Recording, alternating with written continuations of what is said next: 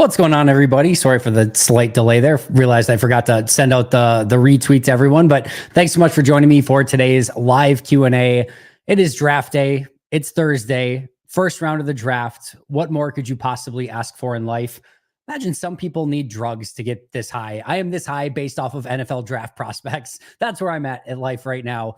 No any additional substances needed for me other than, I guess, a little caffeine, a lot of caffeine, if I'm being honest. But yeah, this is amazing. The best time of year. Hope you guys are all doing well. Hope you're enjoying your draft day. We're getting closer, 7 hours until kickoff of the NFL draft. I think it's going to be chaotic. I think it's going to be really fun. I think it's going to be unpredictable. Seems like we're getting a little bit more clarity at the top of the draft. Obviously, Caleb Williams 1. Jaden Daniels seems to be the guy primed to go number 2. And it feels like Drake May is going to go 3 with like a 98% likelihood to the Patriots, and then maybe a 2% likelihood to the Giants or the Vikings or someone if they can actually get up to that spot. But either way, definitely seems like it's going to be a very fun draft and can't wait to jump into all of it. Obviously, happy to answer any and all questions that you guys have. We can chat for a while. If you guys want to keep going, we can keep going. I'm going to try to get to any super chats first. So if you have any super chats, I will get to those and make them my priority. After that, I'll try to get to Pack a Day Podcast YouTube members. And then, well, like I said, I'm sure we'll have a ton of time to answer as many questions as we can. To start off, I'm just going to kind of start top to bottom while some of the questions trickle in. But Richard, happy draft day to you as well. Who do you think will be the prospect that Green Bay fans will be upset about passing this year when they could have picked them tonight? Also, have you gotten to eat pizza yet? Yes, Richard. Most importantly, I have been able to eat pizza already. So we're in a very good spot. Back to being able to eat and drink pretty much everything. I haven't had alcohol yet, but I don't really have any fear moving forward if I need to go in that direction or want to go in that direction. But otherwise, yes, back to eating everything. More importantly, prospect that Green Bay's there. I don't kill the messenger. Please do not kill the messenger.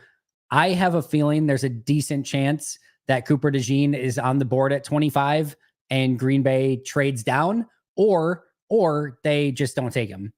I've talked about this quite a bit with Cooper DeJean. I like Cooper DeJean. He's an extremely talented football player, and you have the opportunity and the ability to play him, I think, as an outside corner. Although in that situation, let me get to that more in just a moment. I think outside corner, he has the ability to play.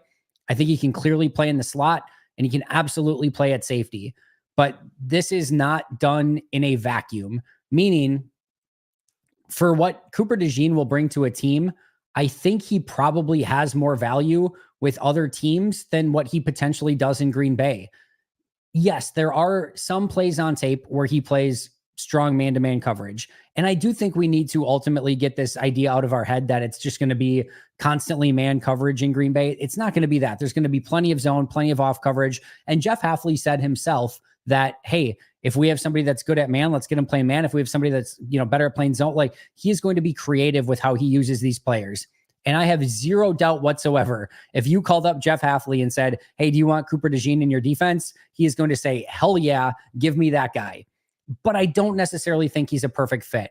I don't think he's a perfect man-to-man coverage guy on the outside. I don't think that is what his strong suit is. He played primarily off-zone coverage with Iowa. I do think he can play it, but I don't think it's his strength. I don't think you want him to necessarily come in and be a man-to-man slot guy. I think he can do it. I think he's better again in a zone situation, but maybe again, better in another team system than what Green Bay would ask him to do. And I think in a safety position, if you move him there, he would be best in a two-high system. What we similarly saw with Joe Barry, I think he would dominate in that half the field safety position. I'm not saying he couldn't play the box. I'm not saying he couldn't play a little single high, but I think he'd be best in a two-high. So I think if you're a zone team or a man team, I think the zone team is going to value him higher than the man team at corner. Same thing in the slot. And then I think in a zone team, I think somebody that's playing more of your two-high safety is going to also value him more. I also think that his dynamic punt return ability and return ability in general may not be quite as needed in Green Bay because you have guys like Keyshawn Nixon and Jaden Reed that can already do that. So all the amazing things that he brings to the table, like I said, I think Green Bay is going to find a way to use him. Jeff Hafley, Rich Bisaccia will still be thrilled with that selection, but I don't necessarily think that he is a perfect 1A fit for what they ask him to do. I'll say it one more time. I like DeJean a lot. I think he's a fantastic football player. If they draft him, Jeff Hafley will absolutely find ways to use him and make him a dynamic football player. I don't think it's a bad fit. I just wonder if it's a great fit. And if it's not a great fit, are you going to spend the 25th overall pick on it? So that's where I'm at with it. Definitely within the realm of possibility that they take DeJean. He's on my final list of players that I think they could take at 25. But I do think that there's also a real legitimate possibility that he's on the board at 25 and Green Bay trades out, or they, just take another player at that spot. Great question, though. All right, we got a super chat right away. Let me see if I can get to this one. Patrick, thank you so much. Love the content. Disagree with your Guyton prediction. Goot said in his presser they want guys who can play inside outside. Think Guyton is just a tackle. A couple things here, Patrick. I also I understand the versatility piece of this. No question about it. At some point, you've got to draft good football players. As I've gone through in this entire process, I can make an argument against pretty much anyone that Green Bay would potentially take at 25. You name the player, I can make an argument as to why Green Bay maybe wouldn't go in that direction. Graham Barton, I think he's an interior offensive lineman only. I don't think he's going to be a tackle. And yes, it's great that he has some versatility, but is he versatile then if he can't play tackle and he's just an interior offensive lineman? He's more of a in a pinch tackle in the NFL, in my opinion. And Green Bay has shown no propensity to draft interior offensive linemen really since Aaron Taylor? And that's been a hot second. Cooper DeJean, we just talked about. I don't think he's necessarily a perfect match for this Packers defense and what they would potentially ask him to do. Amarius Mims, we can talk about the same thing with Guyton of, hey, I think they would maybe like a little bit more versatility. Jordan Morgan, he's got that versatility. Guess what? His arms are about I think almost an inch shorter than what they usually look for at that position. Also, Morgan is just not anywhere near as good of a football player that Tyler Guyton is, which should be very much in the consideration. You can go through and through and go, I'm trying to think, Edgerrin Cooper, off-ball linebacker, maybe. But again, Edgerrin Cooper is expected to be a mid to late second round pick, and Green Bay's not necessarily expected to go linebacker round one, even though it is a position of need. I'm trying to think what other key prospects that we could discuss here. But you just go one by one, and you can make an argument, whether it's based off of need, whether it's based on what they usually look for at the position. They're going to have to compromise on something. Now, he mentioned that he wants versatile offensive linemen. With Guyton, I do think he has the ability to play left tackle or right tackle, which does give you some versatility. The other thing is the fact that they have the versatility already on the offensive line in Zach Tom and in Elton Jenkins, and could easily take another guy like Dominic Puny somewhere on day 2 of the draft that would give them even more versatility. Sometimes, like Rasheed Walker, right? I get he was a 7th round pick. He was a tackle all day, every day. There was no real question as to whether or not he was going to play a different position. He was going to play tackle. Brian Bulaga, when they selected him, I know that's not a Goody pick, but he was going to be a tackle. Derek Sherrod, when they selected him, was going to be a tackle. It's David Bakhtiari was a tackle all day, every day. It's not like they're allergic. I'm sure they would love somebody that has more versatility, but they have taken guys who are just tackles in the past in the NFL draft, even in the first round, going back to Ted Thompson's days. And I do think he, again, has left tackle and right tackle versatility.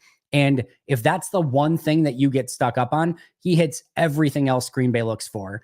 And as I went through this, and it's really hard to hone in on and pin down that exact one perfect 1A player that is screaming Green Bay Packer. Again, you can make an argument against just about everyone. And if that's what I came down to is there are 100 arguments for Guyton. There's 1.5-ish kind of against, meaning the lack of interior versatility and maybe being slightly too tall. But the reason you don't take tall guys is because they don't get low and they aren't super athletic. And Guyton can get low and is super athletic. So the tall thing doesn't bother me. And I do think he, again, has left tackle, right tackle versatility. And the fact that you've got Tom and Jenkins with the versatility already on the offensive line, I'm less concerned about it. And remember, the last thing I'll say here is GMs lie. It is lying season. There are red herrings, everything. There's subterfuge everywhere. Whatever you want to call it, he could easily be trying to throw people off the scent with Guyton as well. So again, is it possible that they don't take Guyton? Yeah, the more likely scenario is that they don't. I'm trying to pin down one player, but I do think he very much fits Green Bay's type and is very much in the conversation for Green Bay with that first pick. Also, thoughts on Brandon Coleman, guard tackle from TCU. Read Dane Brugler's scouting report on him and feels like an ideal Packer in late 2nd, 3rd round. Yes, absolutely agree. And again, thanks for the super chat, Patrick. Absolutely agree that he is very much a Packers type. You also go back and look a year prior, and I think he was even better the year prior. He fought through some injuries. He has that tackle guard versatility, although I do believe he's going to be more of a guard in the NFL. Don't think he can really play center. I think he's probably an ideal right guard would be my guess. But again, I think you could probably play left tackle, right tackle a little bit in a pinch. Really fun player though. Hits the size, agility, or I should say the size and athletic thresholds that Green Bay looks for at the position. I'm trying to think if I can get my notes up on him here really quick. Yeah, it's super traits. Footwork is a bit of a mess. Needs to clean that up. We'll get caught leaning and bending at the waist from time to time. So you're going to have to clean up some of that stuff, which is why he's more of that day 2 draft pick and not like a clear day 1 guy. He's going to, let's see, he's 24 years old, has had some injury issues. Again, athletic testing is elite, and you're probably just going to need to give him an offensive line coach that can teach him some of the finer points, which Green Bay's done a great job of. So really would like that pick for Green Bay. Probably day 2 of the draft, but round 3 would be really great. Joe, thank you so much for becoming a new Pack a Day Podcast YouTube member. If you've not done that yet, make sure to do so. We're going to be doing a live members only Q&A following the draft on Saturday. And of course you get bonus episode and Q&As every single week. The bonus episodes are commercial free. No bonus episode this week because we're doing the extra Q&A and we've got a million things coming out. But every other week we got the bonus episode. Again, that is commercial free. So make sure to check out those Pack a Day Podcast YouTube memberships. See if we can get to some member chats here. Merry Christmas, Andy. In your opinion, come the end of Friday night, how many picks will have Green Bay made and what positions will they have addressed? I think they'll make 5. I think, there's a chance that they move down in round 2, maybe pick up an extra third. But even if then, I would say maybe they take a couple of those thirds and try to package them and move up. So I will lean 5. Do you think Goody has the versatility to move around as much as he wants to in this draft? And I will say that they address at minimum one of either linebacker or safety, if not both by that point. Probably 2, maybe 2 offensive linemen by that point. And then, but this is going to also be a lot of what's available. I could easily see them going to Marshawn Kneeland, which isn't necessarily a position of need, but I could see them going with him early in round 2. Trying to think what, I could see them going running back on day 2 at some point. I don't think that's out of the realm of possibility, but I think this is going to be a pretty heavy need-based draft early on days 1 and 2 with safety, linebacker, offensive line, and even potentially running back being in that conversation. But I think they'll hit quite a few of those. But I'll say again, 5 picks day 1 and 2 would be my guess. Stro, thank you for the super chat. Big fan. Odds the Packers will get Cooper without having to move up. Go Pack Go. Are we talking Edgerrin Cooper or Cooper DeJean or Cooper Beebe? I guess I can go through all 3 really quick. Odds that they will get. I'm assuming you're meaning Cooper DeJean. I do think there's a decent chance that he's there. This is probably a legitimate coin flip one. Let's see where he's listed at right now. So I can actually give you the legitimate odds. At least he was up there earlier. Yeah, he still is. So right now over on FanDuel, free advertising to FanDuel, he is, the over under is set at 23.5. Very interesting spot for Packer fans. 23.5. The odds of him going under pick 23.5 are -102. The odds of him going over pick 23.5 is -130. So he's a slight favorite to go after pick 23. Or I guess after pick 23.5, if you want to go that far. So, but it's basically a coin flip at this point. I think that's legitimately what we're looking at. There are teams ahead of Green Bay that I think would be very interested in Cooper DeJean, and obviously his playmaking ability, all the things that we just discussed. But I also think there's a really good chance he's on the board. But then we get to that conversation of if he is on the board, is Green Bay going to take him anyway? Definitely within that, again, final list of players, but they'll have a decision to make if it's him and maybe one of the other offensive linemen that they really like. Or a trade down opportunity too. Why is Peyton Wilson not an option for Green Bay? I think he's absolutely an option for Green Bay. I think you're probably looking day 2. He's a super freak athletically, right? Just an absolute insane super freak. Couple things. One, instinctually, I've got a lot of questions. I've also seen some people say like, don't even play this guy at inside linebacker because of his instincts. Just put him at edge and let him rush the passer. I'll sort of, what the Cowboys did with Micah Parsons, not due to his instincts and not because Parsons couldn't play off ball linebacker, just because Parsons was a freak and was an amazing edge rusher. But there are some that think he might just be a better edge rusher. Let him go hunt rather than having to diagnose and break things down in the middle of the field. There's a little bit of concern there. The injury issues are all over the place. So he's had a ton of injury issues. I saw one anonymous scout say something to the effect of, if you are drafting this guy, you're drafting him for one contract, meaning you're going to get the 4 years out of him, which will get him to age 28. And then like he might be done, or you're probably just not going to want to invest more money into him because his body might be that broken down. And part of that's because he plays with his hair on fire and he's flying around like a freaking maniac, which you love. But there's a chance that you have constant injury issues with him. So the instincts, the injury issues, and then just how much Green Bay values him will be of a question. But I think he's still in play on day 2. Specifically, he gets to like the 3rd round.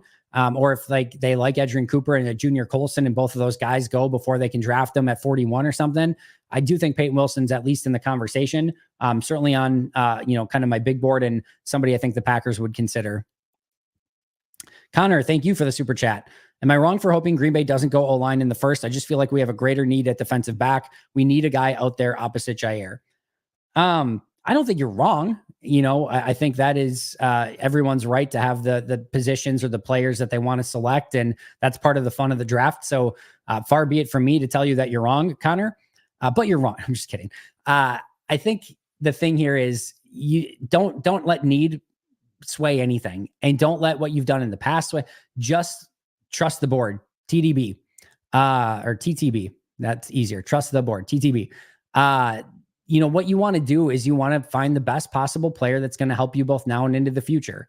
And it's great to think that you have all these options along the offensive line that you can get later in the draft. But guess what? Sometimes the draft does not fall the way that you want. And sometimes you pass on an offensive lineman and think you might be able to get one later, and it doesn't come to fruition. And now the offensive line depth isn't what you want it to be. So if you have a player that you love, whether it's an Amarius Mims, a Tyler Guyton, a Graham Barton, whoever that might be, Jackson Powers Johnson, whatever.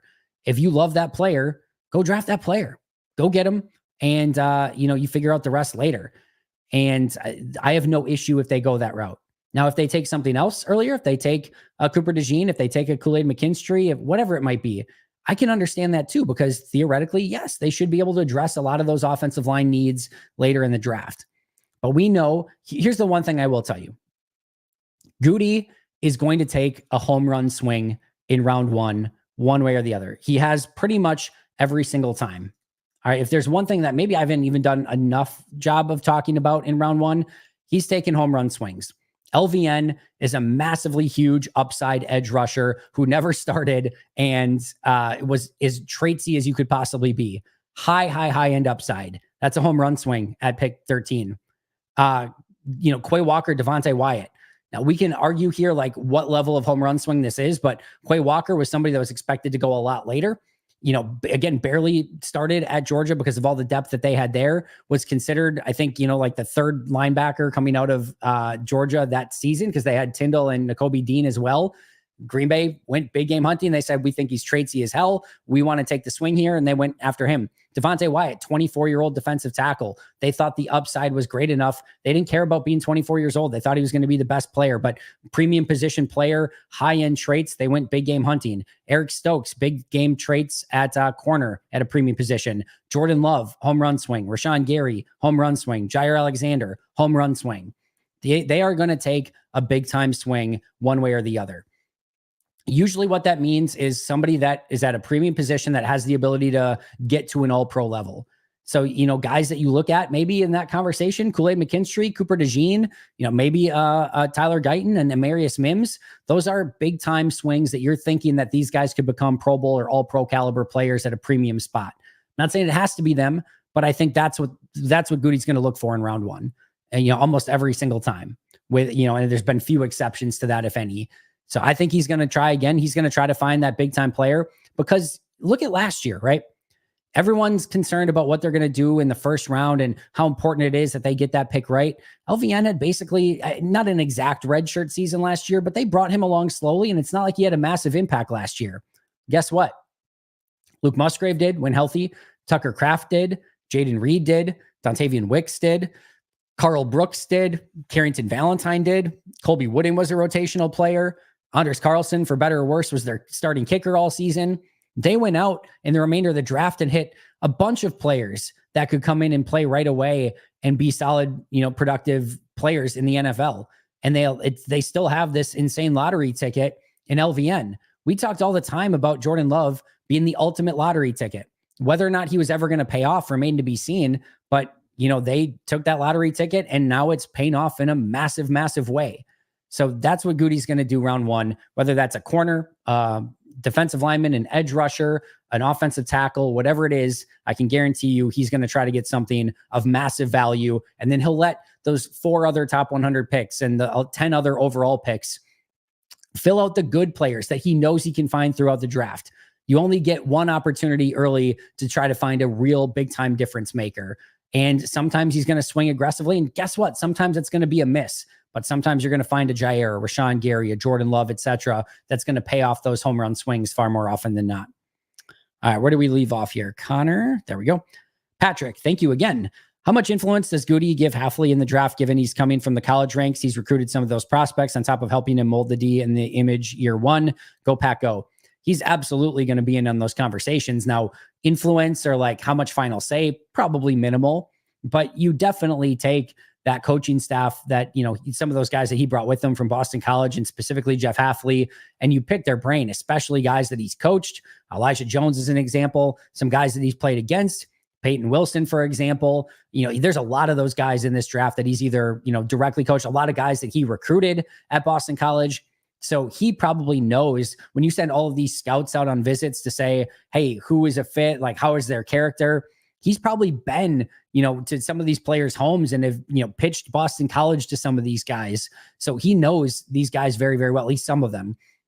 I guarantee you Goody's had conversations about that. We know that Goody's had conversations with Jeff Hafley about specifically the defense, what type of players are going to fit best. But Goody's also been very open and honest of saying, we want players that are versatile enough to play any style, any scheme at any time. And that's what he's going to continue to look for. Goody has a specific athletic type that he thinks can be versatile to play in so many different systems and so many different styles. Because the truth is, with Jeff Hafley, one of the things I've been most impressed by, especially with his opening presser, was that it's not, hey, this is what I need to be successful. His is the other way, which is the best way of saying, and he didn't say this in as many words, I'm sort of reading between the lines here, but like, hey, go get me really good players and I'll figure out the rest. And that's what I would rather have. And that kind of goes back to the Cooper DeJean conversation at the very onset of today's talk is, hey, yes, maybe Cooper DeJean isn't a 1A perfect fit in Jeff Hafley's defense, but I wholeheartedly trust Jeff Hafley to get the most out of Cooper DeJean one way or the other. Safety, slot, outside corner, man, zone, whatever, he'll find a way to utilize that skill set. And so I think there's definitely those conversations going on, but I think Goody's going to take amazing, you know, he's going to try to take amazing players, and Hafley, I have a strong feel, will do everything in his power to get the most out of those amazing players. All right. Roger, thank you for the super chat. How realistic is it that we take a falling wide receiver? You demand. Appreciate you, Roger. Day 2, possible. Day 1, I don't see it. I do think, you know, BTJ, Brian Thomas Jr., there you go, Brewers. That's a big play. Brian Thomas Jr. Does have some ability that they look for. Number 1 is, I don't know that he gets to 25. And number 2, if they do, again, I just really struggle to see the ROI on a wide receiver room that already has Watson and Dobbs and Wicks and Reed and Melton and all those guys that I think are ready to play and break out at a level that even above what they did a season ago. So I just don't think, like, if you have a limited amount of resources, you have so many draft picks and so much money that you can spend. These are finite tools at your disposal. You don't get unlimited anything. So to use one of those premium first round selections on a wide receiver on a position group that's stacked, I get, don't draft based off a need. And if he's the best player on your board, so be it. That would be the one. None of the top 3 are getting to pick 25. Any of the other wide receivers are sort of expected to be there at 25. But then once you get to round 2 or 3, then I think all bets are off a little bit more. And if there's a wide receiver that you love that fell to you in round 2 or 3, maybe a Ricky Purcell, maybe a Ladd McConkey, maybe you know, Adonai Mitchell, whoever it is, then yeah, you start having those conversations, if nothing else. And if he's the best player on the board, he's the best player on the board, and you figure out the rest later. So, you know, round 1, I'd be surprised. Round 2 or 3 or anything after that, it's definitely more within the realm of possibility. All right, Roger, let's see here. Ryan, if Kool-Aid is the best available defensive back left and Mims is the best offensive line left, who do you take at Mims? I I love Amarius Mims. Guyton, we can have the conversation on of like, is he the right fit? I like Guyton. He's fine. I would be satisfied, but not super excited about the pick. I know a lot of people just hate Guyton. He's fine. He's good. I think he has a real opportunity to be a good player. I'd be fine with the pick. Certainly wouldn't be mad at it. Certainly wouldn't be super excited about it, but fine.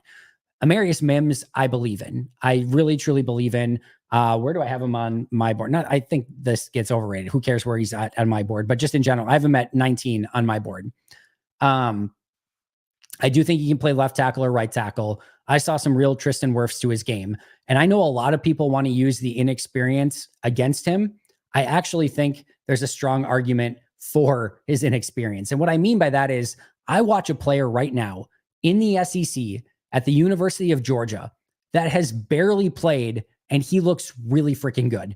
He looks really good. Like Guyton, I actually have some question marks of like, could you come in and start Guyton right away? I don't think so. I think you probably want a little bit of time for him to develop, and he probably starts as your swing tackle. You keep Zach Tom at right tackle for the time being. And then if, you have injuries that set in, then you maybe try him at right tackle, right?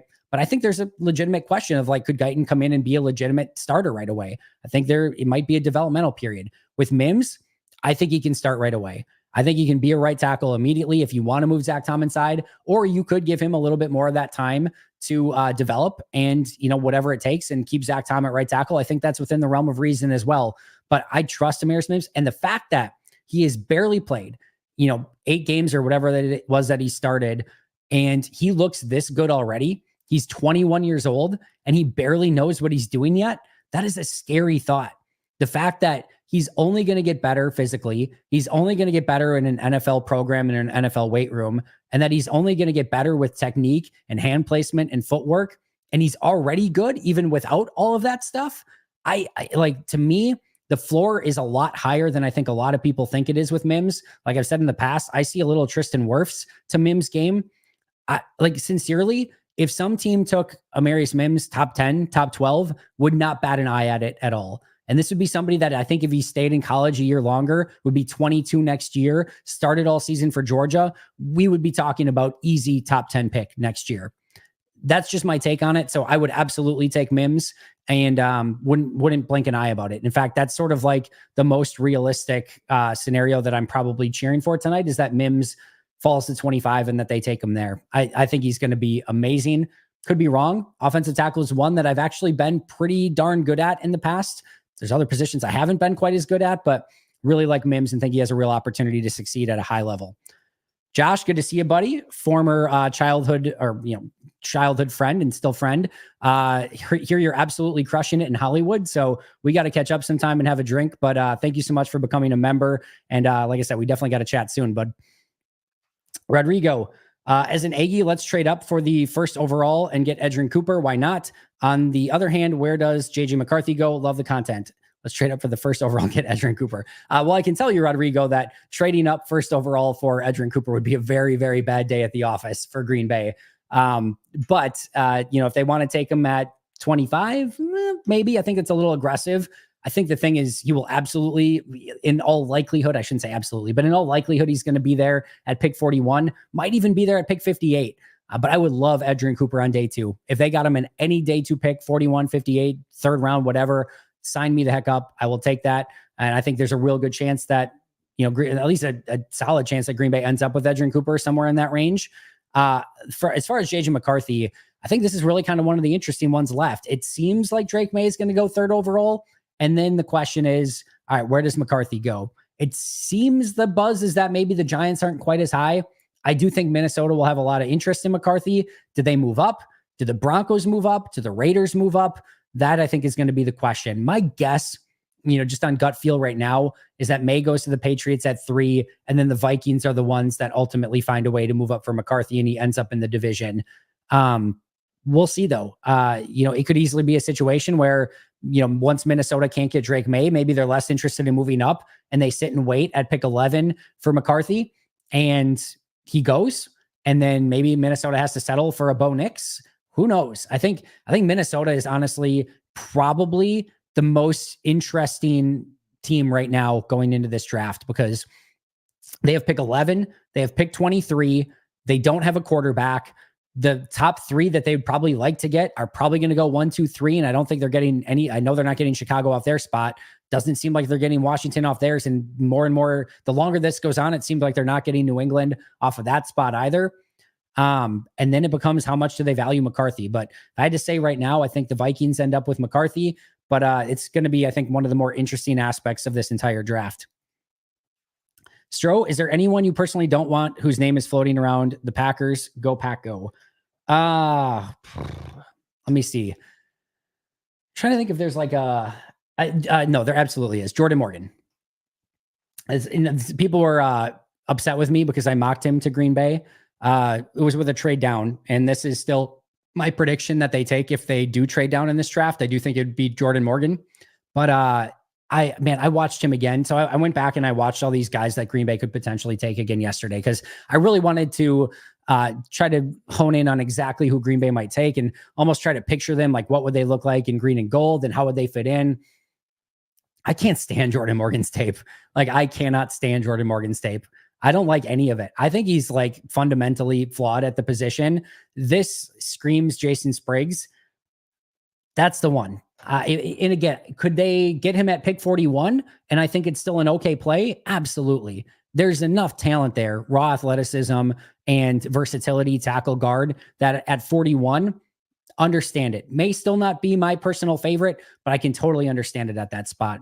But pick 25 or, pick 25 and moving down, that would be a really tough pill to swallow. Some of the other offensive tackles too that have been like buzzworthy end of round one guys, Patrick Paul, Kingsley Suamataia, Roger Rosengarten, some of those names have started to generate some buzz around the end of first round. Those would also be super reaches for me at pick 25.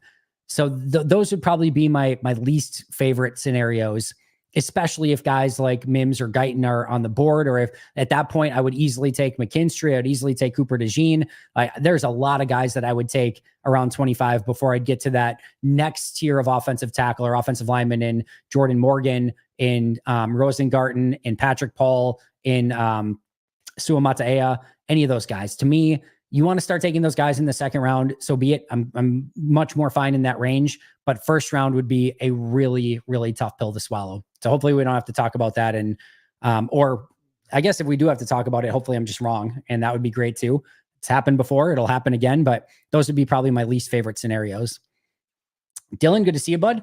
Is there just not a lot of first round defensive talent in this draft, or why do you think the round one is expected to be so offensive heavy? I think it's a little bit of both. I think that's pretty high offensive talent, specifically quarterback, wide receiver, offensive line. Those three groups are very, very stacked at the first round of this draft. So that's part of the reason. Then the other reason is no first round safeties in this draft. You've got a couple corners, right? You've got the top two and Mitchell and Arnold. And then DeJean probably is very likely to go round one. You've maybe got McKinstry, who's on that fringe, and then you've got Nate Wiggins, who's on that fringe. No first round linebackers in all likelihood. Maybe a Junior Colson jumps in, but my guess is no first round linebackers. The edge group is top heavy. Dallas Turner, Letu, Jared Verse, and then maybe a Chop Robinson gets in that conversation as well. And then you've got a few defensive linemen, Darius Robinson, Byron Murphy, maybe Johnny Newton, but it's mostly top heavy, and then it kind of falls off a bit. And like I said, there's a lot of really good offensive prospects. So a little bit of both, not a ton of high-end defensive talent and a lot of high-end quarterbacks, wide receivers, and offensive linemen. So that's where we're kind of at right now. Craig, thank you for becoming a member as well. Super kind of you. All right, Sonny, are there any prospects that we are looking at that could be another late round Aaron Jones-esque pick? Obviously, I don't know exactly what they're looking at, but yeah, I think there are some. I don't know if you just want like running backs in this draft. What do we do here? Give me 1 second. Just pulling up my big board here again.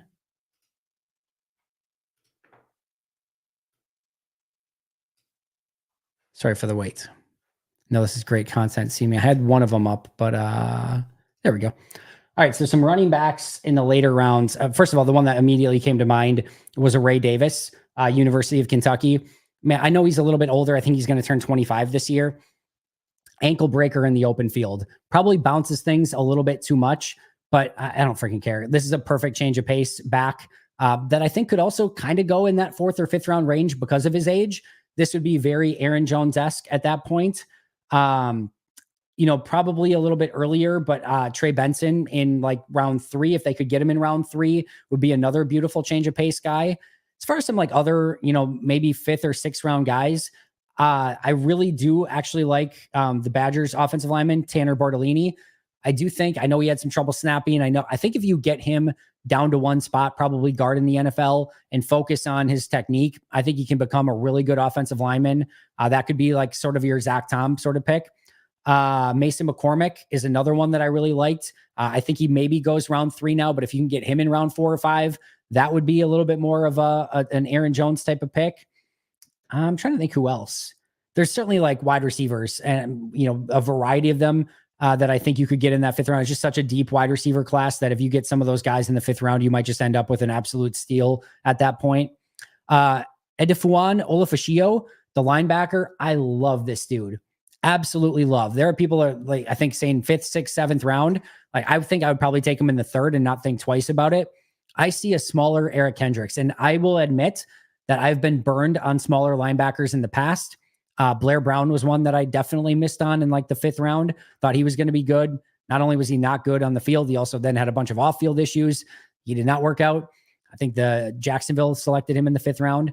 But I have been burned again on some of those smaller linebackers in the past, but Olafashio plays physical. I love the way that he plays. So that would be a guy that I think if you're looking for maybe a 4th, 5th round selection that could come in and not only like, be that, but like be an immediate impact guy. I think he can start honestly right next to Quay Walker. So that would be my answer to that one.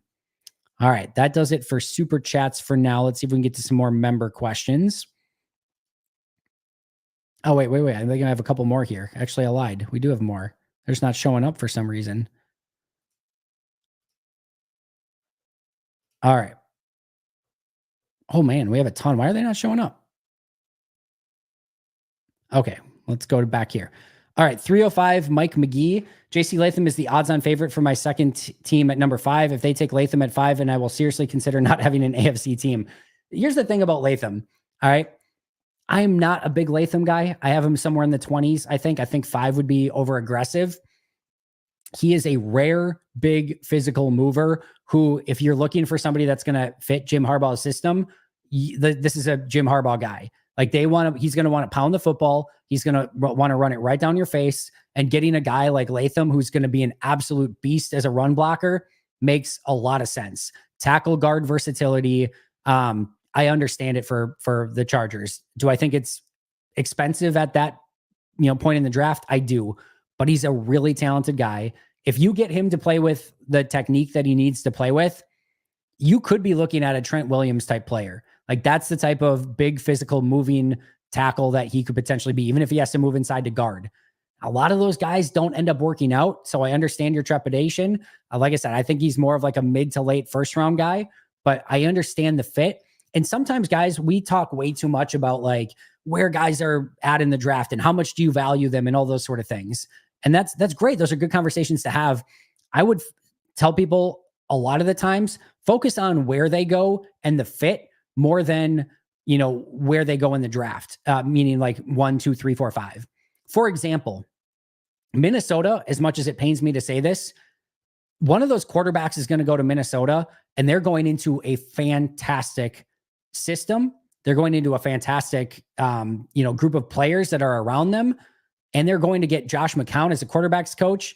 Obviously, O'Connell is a quarterback whisperer. Like they are going into a perfect situation. If you're a Drake May, if you're a Jane Daniels, if you're a JJ McCarthy, if I were their agent, I would say how we want to get you to Minnesota. And again, it pains me to say that as a Packer fan, but you get Jordan Addison and Justin Jefferson at wide receiver. You get TJ Hawkinson at tight end, Aaron Jones at running back, 2 tackles in Darisaw and O'Neal that are going to protect both your front side and your blind side. Some pretty good offensive linemen in the middle of that offensive line. And again, Kevin O'Connell and Josh McCown as your mentors at the position, with Sam Darnold there to sort of probably be the fall guy that everyone hates until you come in and take over and everyone's cheering for you to take over his spot. That is a beautiful situation. If I were a quarterback, obviously I don't want to go to Minnesota because it's Minnesota, but other than that, that's a beautiful spot to go to. If I'm JC Latham and I know that I'm a bruising, power, run blocking offensive lineman, I want to go and play with Jim Harbaugh because he's going to put me in positions to do that over and over and over again. So a lot of times we get caught on like, man, JC Latham, top 5 pick. Are you kidding me? He's more of like 15th, 20th overall. Like they are majorly reaching there, but it's a fantastic scheme fit for what they want their offensive linemen to do. So I think that again, while maybe reaching a little bit, maybe take some solace in the fact that I do think that is a very good fit for the Chargers. If Murphy somehow falls, all bets are off. Yeah, he's just not going to fall. Yeah, I think there's a better chance that he goes top 10 than he goes, 20 to 30. I would be pretty surprised if we get to pick 15, 16, and he's anywhere near. And honestly, if he gets to anywhere near that you can trade up, I would be totally fine with that as well. He's a stud, top 10 guy in this draft, in my opinion, and will be drafted as such. Would not surprise me one iota if he would end up being the top defensive player taken in the draft. And if not, he's going to go right after that. But if he's there at 25, yeah, that's one that you just run the card in, no question. Let's say the Packers are taking corner at 25. Quinyon, Cooper, and McKinstry are there. Oh, wow. Who do you think the Packers pick? I've seen all of them mocked. Let's see. Who do I want to take here? So you've got Cooper DeJean, it's just Quinyon Mitchell. Yeah, it's easily Quinyon Mitchell. He's the height, weight, speed prototype that they look for. I know he played more off coverage at Toledo, but they used him in man coverage a little bit in the bowl practices, and he looked fantastic doing it. He's a stud. He's an absolute stud. You're betting on the upside there. It's Quinyon Mitchell all day, every day. Would be shocked if he's there at 25. That's another one where if he's there at 25, you just run the card to the podium. But he's one of the players that I mentioned, him and Terrion Arnold. If Green Bay does find a way to move up in the draft, it's going to be for one of those two, in my opinion, Terrion Arnold or Quinyon Mitchell. But all three are there. I'm definitely taking Quinyon. Yeah, like I said, not even particularly close. Ski, good to see you, buddy. You're a machine. How did you ever do this with a full-time job between coaching, family time, personal time? How did that even work? Ski, I have found myself asking that same exact question for the past almost year now. And I don't know the answer to it. I honestly, truly do not know the answer to it. I think part of it is I have spent a little bit more time, obviously, on the videos and just prepping the videos and things like that. Not a little bit, a bit more time, just to try to make sure the content is that good. If the content's that good, more people are going to watch. Obviously, there's more advertising revenue that comes from that. More people are going to subscribe, become members, and those sort of things. I think when it becomes your full-time job, when I have a full-time job, I can just record an episode after work. And if it's not perfect, it's fine. It's my hobby, right? It's just my hobby. I'm just putting a 20-minute, YouTube video together. If it's 10 minutes, fine. If it's 30 minutes, fine. But it doesn't necessarily have. Now I have the feel that it has to be perfect, that I want everything prepped the right way. I want to talk about everything. So that I think is one of the big reasons that it's taking me a little bit more, time to get through everything now. But there was a piece of me, if I'm being totally truthfully honest, that I'm like, wow, once I'm done with my day job, I'm just gonna have all this free time, all this. Guys, I have not had an ounce of free time since I left my day job. And to your point, Ski, I have no idea how I did it before, but wouldn't ask for anything different. It's an absolute blessing. And I am beyond grateful to get to do this 365 days a year. And I'm beyond grateful that you guys follow along through the process. It literally means the world to me.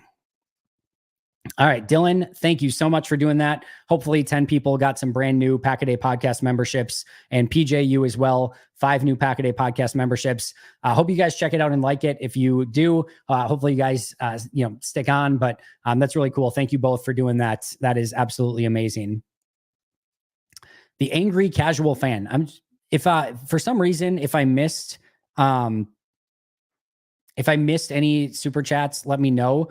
They are not showing up in my super chat feed, which is very rare. I've never had that happen before. So for some reason, if I missed any, I'll try to go back through and see if there's any.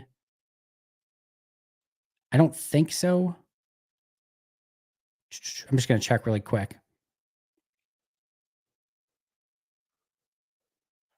Oh, here we go. Oh, no, we did that one. All right. There we go. I think we're caught up on super chats, but if I missed something, let me know. Tyler, thank you so much for becoming a YouTube member. Appreciate you a ton. What was that question I just had? Google will trade back for 5 more picks. Listen, I know a lot of people are upset by the, hey, like, don't trade back. You have all these picks already. I just don't necessarily agree with it. Now, it depends on who's there at 25.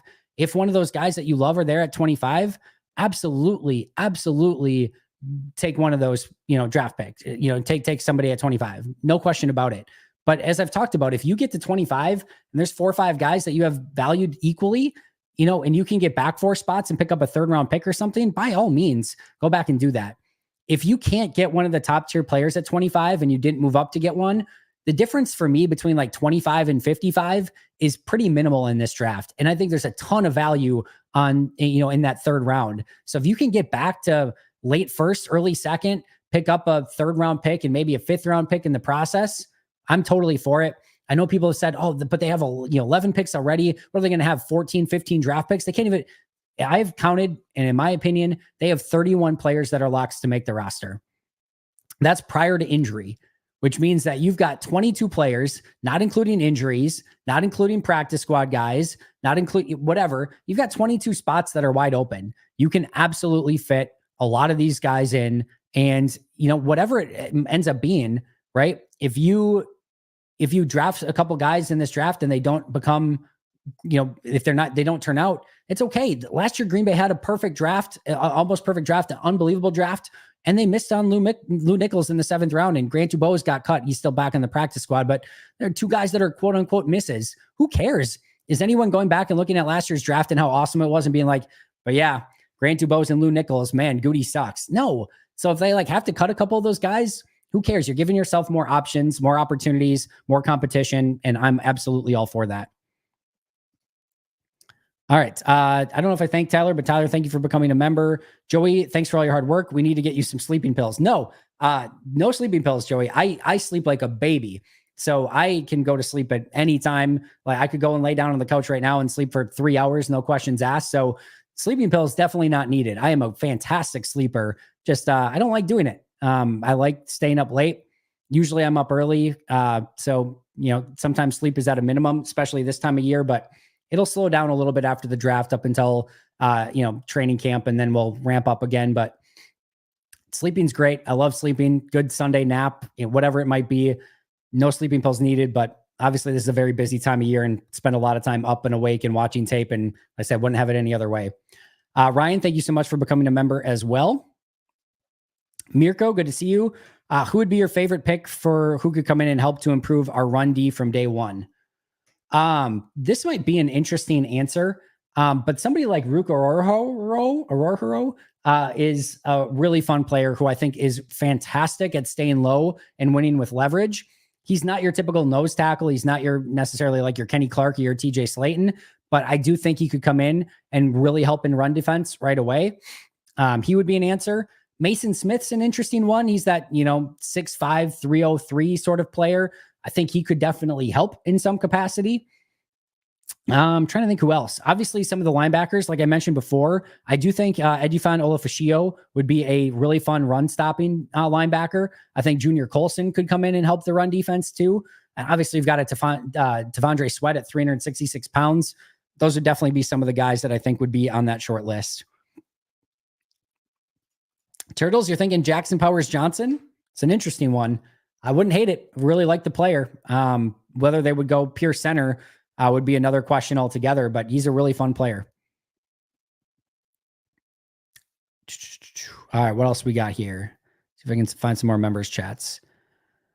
All right, why don't more teams do methods like the Packers on picking more guys with relative athletic score to go along with the football tape? Kevin, most teams do. The Colts do it even more than what Green Bay does. They even take higher end athletes, and they've obviously got a really great scouting department as well. But here's the thing, right? Let me just pull this up really quick. All right. Here are like the top players in this draft. I'm just going to format this really quick.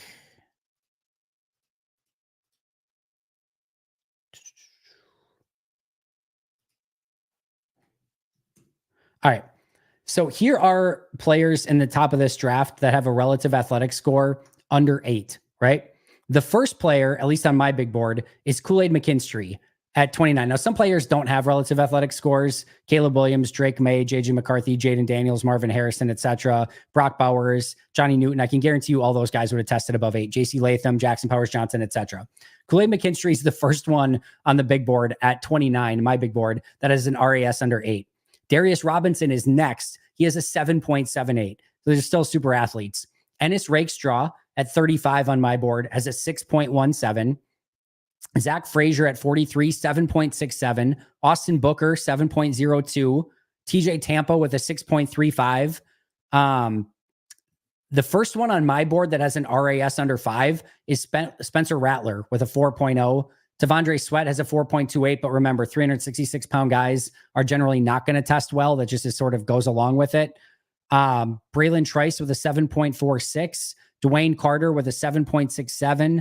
Blake Fisher, 7.72. Like the guys that like, there's just none that are really like under, even 7. Rakestraw at 6.17 was the first one on the board. Then, like I said, you've got Spencer Rattler, Tavondre Sweat, Tyler Nubin at 3.72, Ray Davis, 5.41, Bucky Irvin, 2.22, Audric Esteem, 6.58, Kamari Lassiter, 6.24, Jatavian Sanders, 5.75. Now we're out of the top 100. Like the vast majority of these guys, look at the RASs of the guys that we know at the top. 9.67, 9.92, 9.23, 886, 96, 937, 993, 962, 958, 979, 927, 984, 959, 963, 944, 999, 999, 991, 973. Like those are the top 28 guys, not including the guys that don't have RAS scores. Everyone's drafting super freak athletes right now. So it's not just Green Bay. A lot of teams are doing this. They're realizing that your ROI is just going to usually be better on it. And that if you want high-end players, and this is not necessarily something that's super new either. So I'm not saying that every team does it as well. I'm not saying every team does it exactly like Green Bay. The big differentiator, Kevin, is need. That's the big differentiator. It's not necessarily that they don't have a scouting department. It's not that they don't know that great athletes make really good football players. It's need.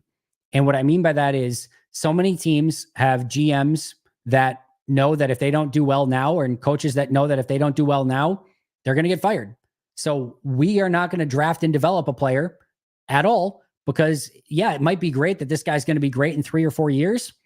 I won't be here to see him be successful in 3 or 4 years because I'm going to lose my job if we don't win right now. Owners, there's so many owners that have a win now mentality. What are we going to do to put a playoff team together right now? And because of that, they draft needs. They draft players that are going to be better right now and don't take some of those high-end swings that could turn out much better later. So it's a lack of patience. It's a desire to win right now. It's drafting for needs rather than, again, having that patience and taking the best player available. And Green Bay is very lucky that they're in a situation where they can take the best player available and, kind of let things play out. And Goody's knowing that, hey, if I take a player that's going to be good in 3-4 years, I'm still going to be there. Matt LaFleur is going to feel the same way. So they don't have that hanging over their heads. And that is a beautiful way to operate. And Green Bay is very lucky to be able to operate that way. So most of these players, high-end athletes, most teams drafting high-end athletes, but the big differentiator is need and how aggressive they are with taking some of those players. All right. Sorry, Alex, I did not put the sheet up. My apologies. I just was kind of reading off of it. Jaden Hicks is consensus number 1 safety right now. My guess is Jaden Hicks is not the first safety taken. If I'm just guessing, he is my top safety on the board, though. I love Jaden Hicks. I think he'd be a fantastic fit.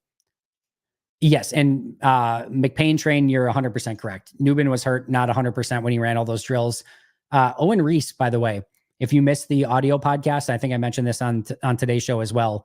Owen Reese seems to have some information that Green Bay might be very interested in Tyler Nubin. So maybe just a name to keep an eye on. Probably not today, obviously not today, but day 2 of the draft, I think would be a place for Nubin, and maybe Green Bay goes in that direction. Yeah, I don't think it loses relevance, Brian, but I think you have to be careful with it. So many times you get these incomplete scores where they didn't do agility testing, didn't do the bench press, didn't do, broad jump, whatever it might be. And so you end up seeing this 8, 9, whatever relative athletic score, but it's an incomplete grade. So I think you just have to be careful with how you use it more than anything. Mr. Yuji, thank you so much for asking. There are 4 different options. There is a rookie option, which is $3.99. I could be slightly wrong on some of these, by the way. There's a Pro Bowl option, which I think is $9.99. There's a All Pro option, which is $24.99. And there is a Hall of Fame option, which I think is $49.99 or $50. So 4 different options, all different tiers. You get all different things. But definitely make sure to check it out. And I would love to have you as a member, Mr. Yuji. Love your thoughts on a trade back for some extra picks. With deep draft, more bites at the apple works mathematically. I think, Joey, a good point to have here as well, or at least talk about here, is this is a draft that's considered top 100 heavy, meaning once you get to round 4, but specifically round 5, 6, 7, it definitely falls off quite a bit. So there is a point where, hey, it's great that we get these extra 5th, 6th, 7th round picks, but it's a lot weaker in that area of the draft.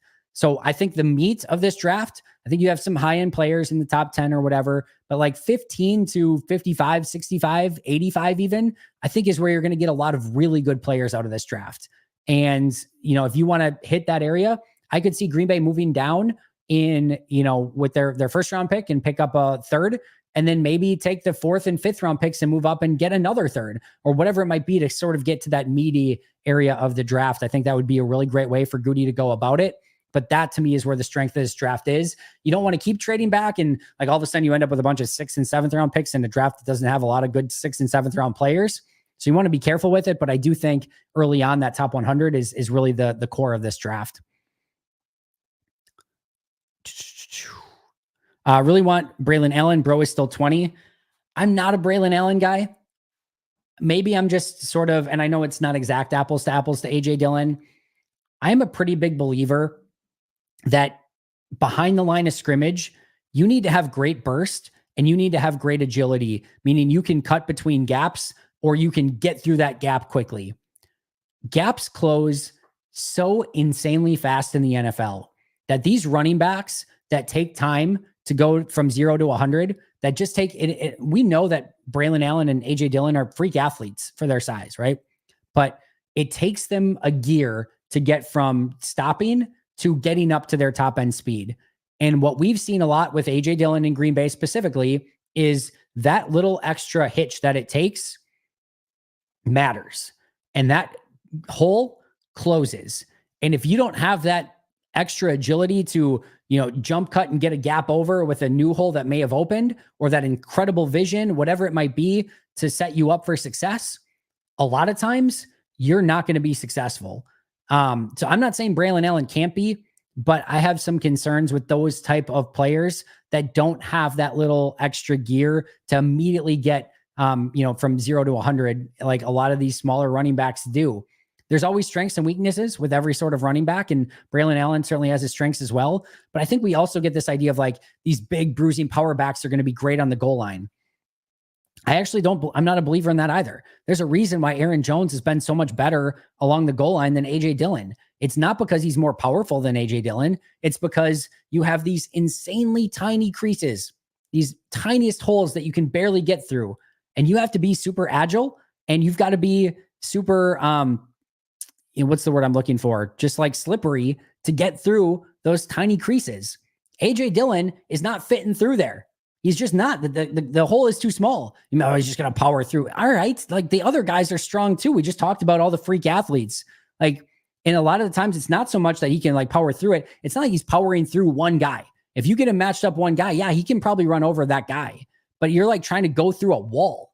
That's not easy. So I would rather have the guy that can fit through the tiniest of creases along the goal line than power through. So I'm not a big Braylon Allen guy. I get why people would like him. Love the fact that he's only 20, but not my particular cup of tea on day 2 or 3 of the draft. Bucky Irvin's another one, like an interesting one. The like opposite, right?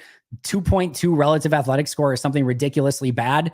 Man, that guy's just a little like tadpole going from lily pod to lily pod. He's like a pinball. You don't know where he's going to be at any given time. And like, just when you think you've got him, he's like freaking Nightcrawler. Just pew, pew, pew. Like, he's just all over the place. He's a really fun player. He's like one of those ones that is in my top 100 despite having like the most ridiculously awful athletic profile ever. I love him. He's so fun to watch. And I think he ends up being a successful running back. Probably not anyone that you're going to give, 20 touches to in a game, but can he come in and spell a Brandon Jacobs and give you like 12 to 15 really interesting touches that are like, he knows how to get yards. I don't think he's kind of Jonesy in the way that like, he's not going to have that like unbelievable breakaway speed, but I do think that he is going to find yards all over the place, very similarly to what Aaron Jones did. So Bucky Irvin, very, very fun player in this draft.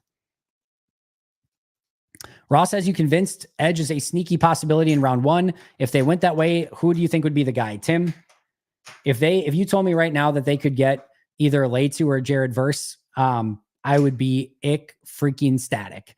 I would love both of those guys. Love both of those guys so much. I think that would have to be, because you're not going to get Dallas Turner, right? That's going to not happen. Chop Robinson, I don't think is their type along the edge, although we are seeing a different system. Goody could be lying again, but he said, and I take him at his word on this, he still wants those big physical edge rushers. Maybe a Darius Robinson who can play a little on the edge, a little defensive line. That could be one. Darius Robinson's another one. I love the 2 Missouri kids. I love Darius Robinson. I love Ennis Rakestraw.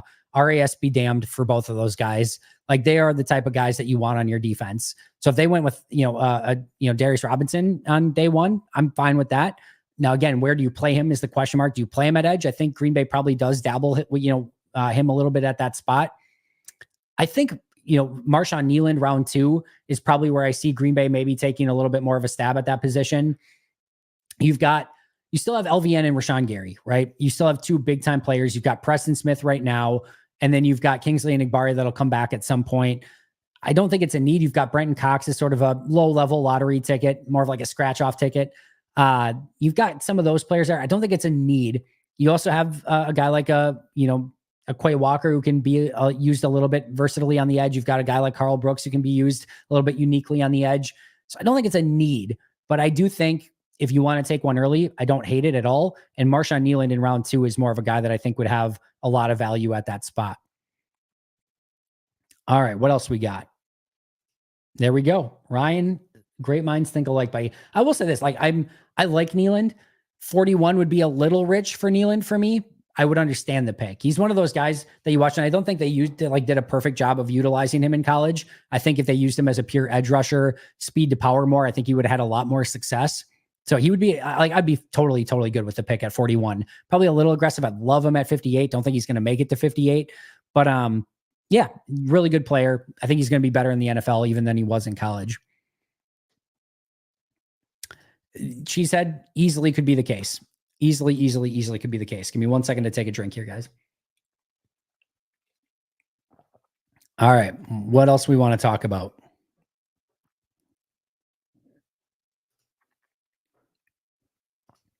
All right, Damien. My heart says DeJean, but my head says we draft Graham Barton. I wouldn't be mad, but DeJean just fits so well. Yeah, we talked about this a little bit earlier. It's an interesting fit.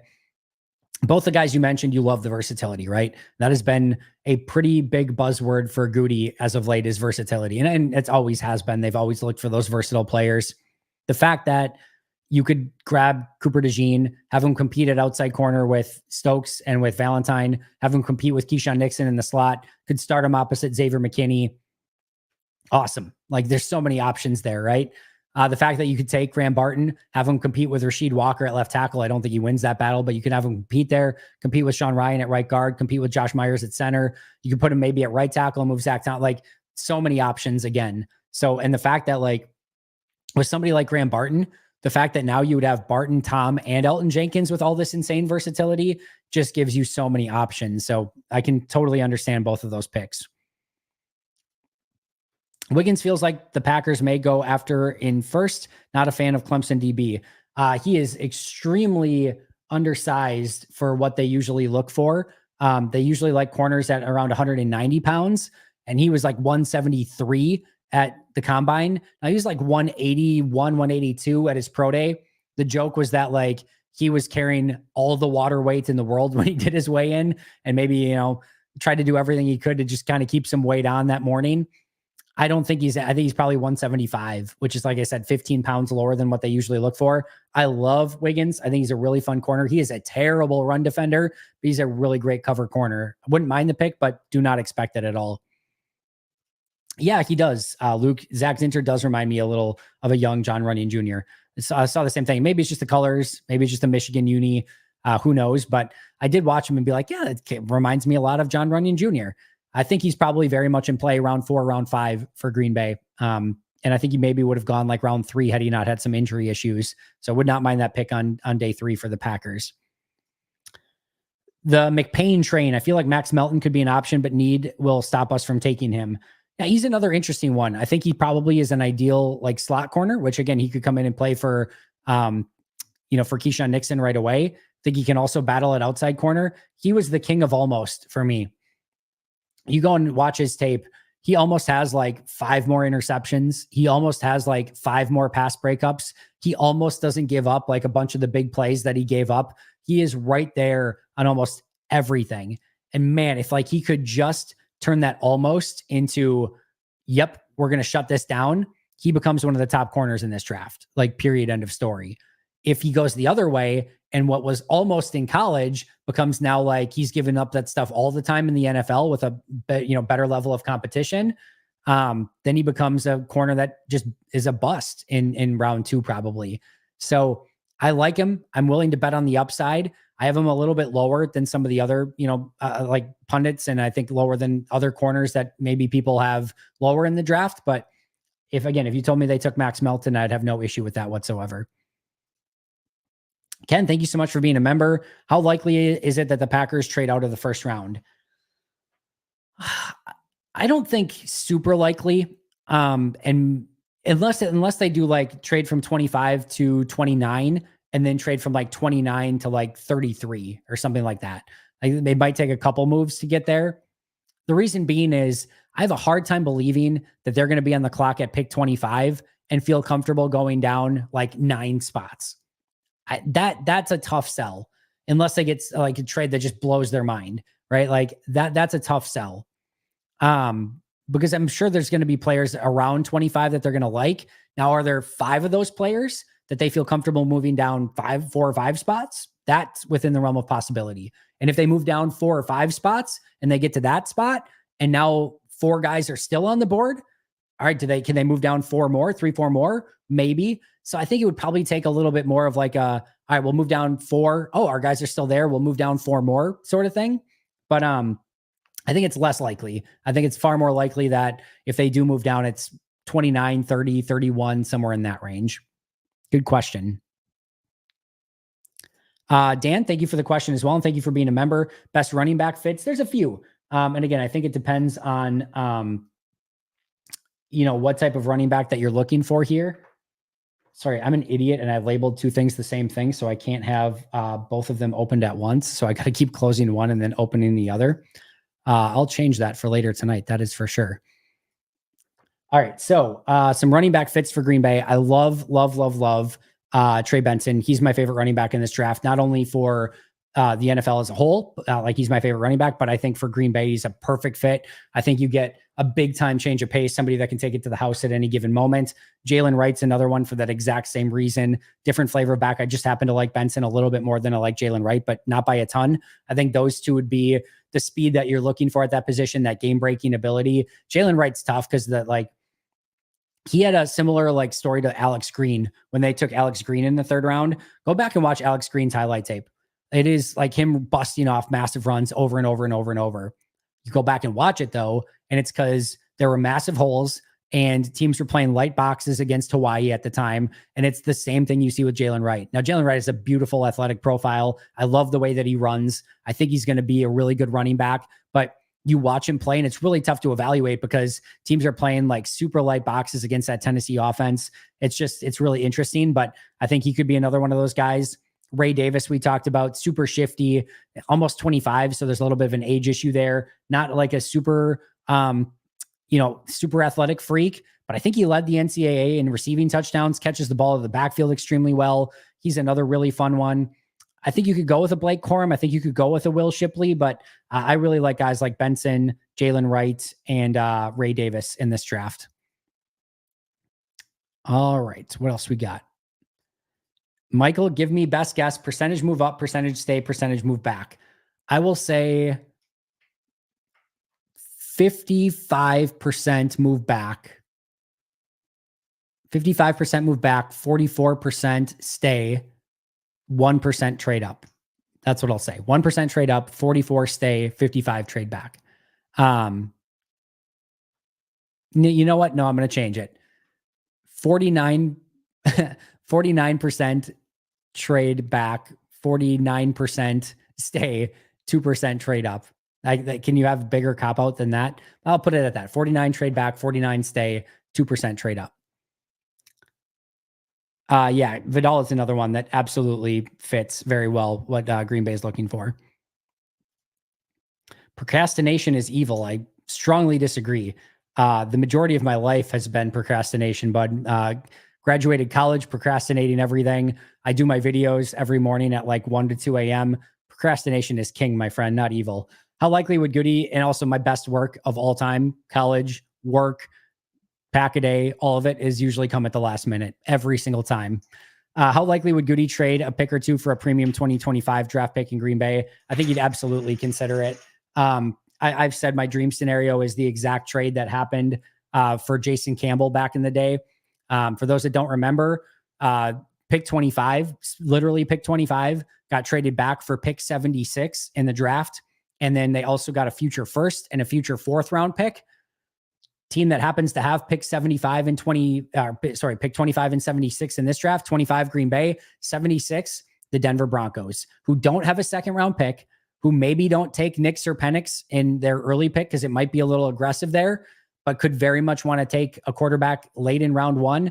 Do I think it's super realistic? No. But man, if you could get Denver's first, I don't even need the fourth. If you get Denver's first next year, that in my opinion could be a top 5, top 3, top 1 pick in the draft next year when Green Bay happens to be picking in Green Bay. Also getting a third rounder this year. So you'd still have 5 top 100 picks where you're going to be able to fill out your roster in a beautiful way. And now next year you might have the first overall pick or, top 5 pick. That's my dream scenario. I don't think it's super likely, but if some team called and was willing to give up a future first, I think Goody would definitely listen to it. No questions asked, especially if it was a team like Denver. Jay Western, good to see you. I'm an FSU fan, full disclosure, but I love Trey Benson on the team. You see, he ran a 4.39. I did see that. Give me DeJean as the box safety. Jay Western, I like a lot of Florida State guys in this draft. The 2 corners, Jerry and Jones, and why can't I think of the other one? Renardo. Man, why can I not think of his name? But I love both of those Florida State corners. Trey Benson, the running back for sure. There's another Florida State guy, Jared Verse. Absolutely love Jared Verse. Love the Florida State prospects in this draft. Pretty much big on, I think, all of them. All right, Ryan. Want them to trade back with Carolina for the first pick in the second, and Goot will own day 2. That'd be not a bad trade. I think it's a little bit tough because I don't think Carolina has a third rounder, if I remember correctly. So then you have to get into some weird trade, scenarios, but I would not hate that at all. This Andy guy just thrives under pressure. Absolutely. My favorite. I mean, it's always nice to have things done on time. It's just not how I've ever really operated. Renardo Green. Thank you, Robbie. Drawing a blank. Nader99, Cooper DeJean will be there at 25, and they're going to take Jordan Morgan. Like I said, don't be insanely surprised if Cooper DeJean's there and they don't take him. I think there's a real possibility that that's the case. They could take him too, but don't be shocked if they don't take DeJean. Everyone, before we get there, how everyone wants to trade back. How very Ted of you all. Listen, we learned from Ted. In Ted we trust. We all learned the trade down mentality. We were born and raised in the darkness of trading down in the draft. Dylan, I would be pretty shocked if they took Wiggins. I'd be happy. I like him a lot. I just think he's well under what they look for from a weight, and really is a really poor run defender. So I don't know that Goody would go in that direction. Don't see it, but I'd be pleasantly surprised if they would, and hope that he can get better at run defense. Love Wiggins' coverage skills a lot. Do you think Green Bay would be willing to take him with the intention to make him go up in weight to around 190? Probably plays around 185, and Green Bay has done it before. I don't think so. like I said, the run defense is scary enough. I think if you want him, like you want him playing at the speed that he plays at. I think you want him to play around that 180, 175 range and let him use that unbelievable speed. I feel like you're almost kind of taking his superpowers away by making him put on weight. So I don't think it's something they do, but if they do, I'm certainly for it. As I mentioned, I like the player a lot. Who realistically would you like in rounds 2 or 4 for the box safety? I liked Taylor Demerson from Texas Tech or Mustafa from Wake Forest. I'm a Jaden Hicks guy all day, every day. Love me some Jaden Hicks. That would be probably number 1. Let's see what other safeties we got here. Cole Bishop is interesting. Javon Bullard is a really good safety. Dominique Hampton is a late round one that I think they could maybe get some starts out of before they, kind of try to transition to somebody better. Tyke Smith from Georgia is another guy that I really like. I do like Taylor Demerson as well. I'm not quite as high on Mustafa, but I would say Hicks and Bullard are probably 2 that I maybe like the most. Southern Cheese, think we'll hit a wall with teams at a certain point not wanting to move up despite us wanting to move back? I don't think so. I think there's going to be wide receivers and offensive tackles at pick 25 that teams are going to want to come up and get. So I think they're going to have trade back options if they want to go in that direction. If you could add any player in this draft who I might take Joe Alt and just set him at left tackle. So if I could have any player in this draft, who would I take? That's a really good question. Joe Alt's probably a good answer. Maybe you just take Caleb and make it so that he can't become a Chicago Bear. That would be an interesting answer. Neighbors would be really, really fun. He'd be so fun with his breakaway speed. I wouldn't mind that. Joe Alt's a great answer. Yeah, you might be right with Joe Alt. If you're talking about like a mixture of need and high-end talent, I don't mind that selection at all if you could have anyone. You could go an Arnold or a Quinion Mitchell, but I think that's probably a waste. I don't think either of them are top 10 guys. So you're probably looking at Joe Alt or, maybe one of the wide receivers if you loved him, Dallas Turner, somebody like that. But Alt's a really good answer, Jay Western. How good does a wide receiver need to get drafted since it's not a need? Would a Christian Watson clone get picked at 41? Love your work, Andy. You're the best. So I really appreciate that, nuclear family. This is the one I might struggle with the most of just having a perfect answer for. I believe once they get to round 2, they're going to have a very best player available mentality.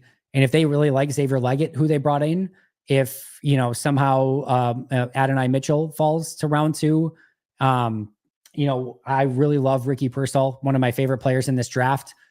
I think they could easily take a look at him in round 2. I do appreciate Ross Uglum's take on this a little bit of like, hey, if you're going to take somebody, they better be really good, because at least then we know they're going to beat out, some of your bottom of the roster players, your,